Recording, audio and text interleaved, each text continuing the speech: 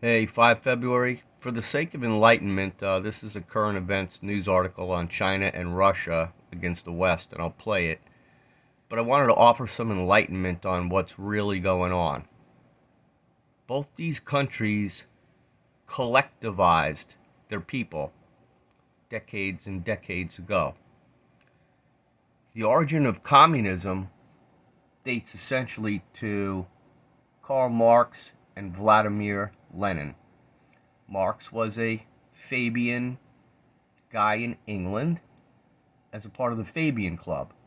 So the Fabian Club are the Illuminati. They're the world leaders. They've got the bloodlines and the intellect to stay a step ahead of you. And this all dates back to Solomon, actually, who was one of the children of King David. So the commonality is that communism is an arm of the Mossad of Zion.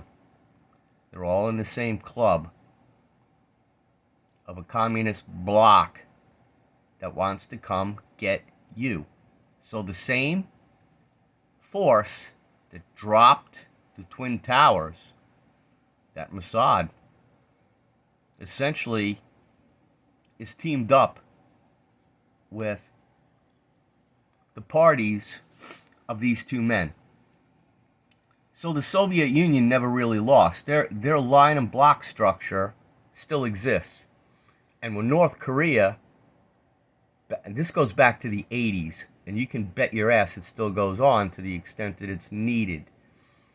When I was in the Army, we used to watch at classified levels how things were moved using signals intelligence.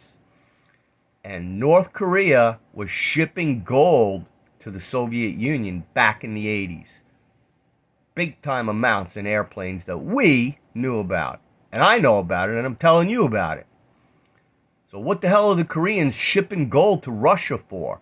What in the hell is that all about? Nobody knows about that. Nobody knows that Kim will stick his hand in his jacket, probably just like these guys. Putin was at a Mason meeting with Bush. Now, this guy's a little bit of a wild card, we hope, because we're going to New Earth. I hope, just to say it, his name is Xi, for God's sakes. You know, that's like, it's supposed to be wisdom, XI.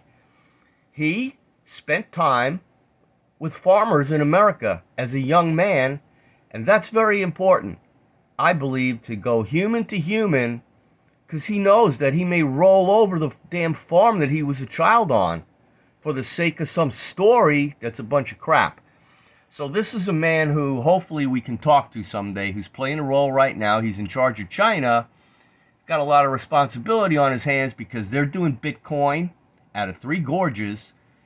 And there's a thing called the Ark of the Covenant that the Mossad can get in there and plant bombs and take that Three Gorges down just like they took down the Twin Towers. So what's occurring now is they're all lining up because we are going to go through a form of the Battle of Armageddon with our world getting douched with Mother Nature and people like this to bring it. Jared Kushner runs FEMA, and Donald Trump took the Abraham Accord. They're all in a free float now in Israel with Netanyahu getting ready to pull the trigger on that and light up the third temple. So these two partners are just letting you know that when it goes down, the Mossad's going to be united until they can't trust each other and somebody's got to turn their back and then somebody goes for something, because that's the way the world of greed and power works. So, but they can fight a unified fight to control the subordinate elements. And those are the O positives and others running around on this planet wanting to vote. In Australia, oh, please stop this so we can vote some more. Yeah, so we're free over here. Okay, but these two, well, I'll just play this for a minute so I can at least do something besides. Xi Jinping standing shoulder to shoulder, sharing what they describe as an unshakable bond. The leaders of Russia and China met ahead of the opening of the Winter Olympics in Beijing. It's the first time President Xi has met a foreign counterpart in person since the beginning of the pandemic. Our spirit of friendship and strategic partnership have reached unprecedented levels. Okay, so to tie it together, Donald Trump went to the Forbidden City and met that man. How'd that happen? And it's alleged through QAnon that the leader of North Korea was at that meeting. They all had their agreement, and then Trump walked across that place and shook the guy's hand. The hidden hand that's in the jacket. Same one as Prince Harry and George Washington. They all had the same symbol, which just means they're ahead of you. That's all it means. When they stick that hand in their coat, they're in a club, they know what's going on. They're not voting for anything. You're the one that's putting them in their positions to play their games. So that's the way it works. And we're in a season right now where they're all going to organize against us. Free people all over the world. Australia, America, Canada, New Zealand, Europe, everywhere. Everywhere that they can bring turmoil. The Georgia Guidestone says 500 million. These guys would adhere to that because it's all United Nations Agenda 21. They all want to go that way. So it comes with depopulation, which is why everybody organized to do this pandemic. So we could kill a lot of people on this planet, and then we'll all have more air to breathe. See, it's very logical. Bill Gates runs it. They all participate wittingly. You got to be a governor to go to the G7, and whether these guys play in that doesn't matter because they'll get the information from other areas, and they're all working against you. So, who are you? Reincarnation means born again. Who are these guys? That's less important than you learning where you fit as a human being and a gift of life from our Creator playing in this storyboard. So, rise above it spiritually. Know who you are. We are going to prevail over this because love wins. We have a Creator. We have a universe out there. Besides what this madness is going on the ground, Trump established a space force when we already had a space comm. So we already had please understand, we already had everything we need to manage outer space. The National Reconnaissance Office, U.S. Space Command, U.S. Strategic Command, NASA. So the United States had everything it needed to manage 500 miles out. So why did we establish a space force? Viewers, out of nowhere. Because angels are extraterrestrials. There is the global war in heaven, or the war in heaven, is ongoing right now. Whether you know it or not, there's occupancy on the far side of the moon, and the main center of counter-Earth gravity, from an opposition standpoint, is the planet Mars, the red planet. So look up at it, and it's not Venus.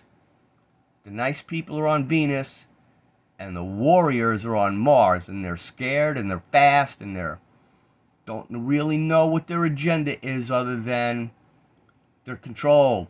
They're controlled by other beings that are going to leave them hanging. The Dracos won't hang around and get douched out.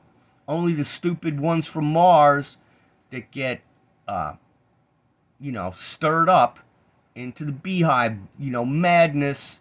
When the red ants go back crazy down here, that's what they want. They want to lead that. That's anti-creator. That is anti-creator behavior that's been going on. I'll go quantum. Maldek exploded 800,000 years ago, so I just left the planet Earth. And I'm telling you that Zuckerberg was there, and characters like this were making their way. So we don't know exactly how this is going to play out, other At than the Sochi Winter Olympics 8 years ago, we promised to meet again. We have kept that promise. The leaders signed a joint statement presenting a united front on a range of foreign policy issues. They called for NATO to end its expansion and for the military alliance to abandon its so-called Cold War approach. They also denounced the AUKUS security alliance between the United States, Britain, and Australia, and the formation of further blocs in the Asia-Pacific. The statement comes as both... you know, this is like hilarious because the United States just left all its crap in Afghanistan. We're so beyond broke, but we just won't admit it. You know, you look at our budget planning and there's just throwing billions of dollars around. Oh, yeah, let's rebuild our infrastructure now since we've spent 20 years just infecting Afghanistan and those people with nothing but Mad Max. Russia and China experience souring ties with the US and its Western and European allies. But those allies are also at odds. They see that the West is not speaking with one voice and has some division. So this benefits both Russia and China. You know what they're united on is shipping containers and moving children around the world and adults to enslave and eat. Huh, that's how it is.